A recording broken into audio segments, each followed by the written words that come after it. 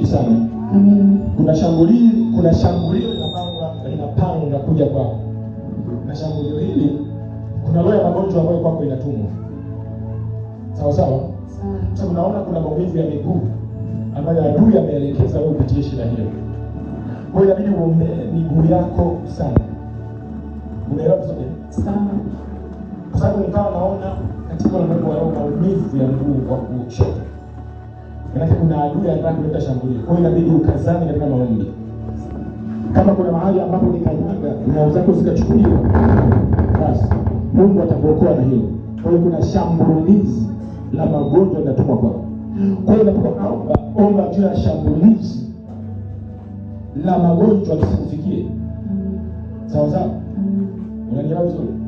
Sema katika jina la Yesu. Kila roho ya magonjwa iliyotumwa kwenye maisha yangu, katika jina la Yesu, haitafanikiwa. Katika jina la Yesu haitafanikiwa. Waliopanga isifanikiwe kibiashara, kupitia ugonjwa huu, nakataa katika jina la Yesu. Ugonjwa uliotumwa ili isifanikiwe kibiashara, achia katika jina la Yesu, achia katika jina la Yesu, katika jina la Yesu, katika jina la Yesu, katika jina la Yesu, katika jina la Yesu, katika jina la Yesu, katika jina la Yesu, katika jina la Yesu. Utafanya biashara katika jina la Yesu na utafanikiwa katika jina la Yesu.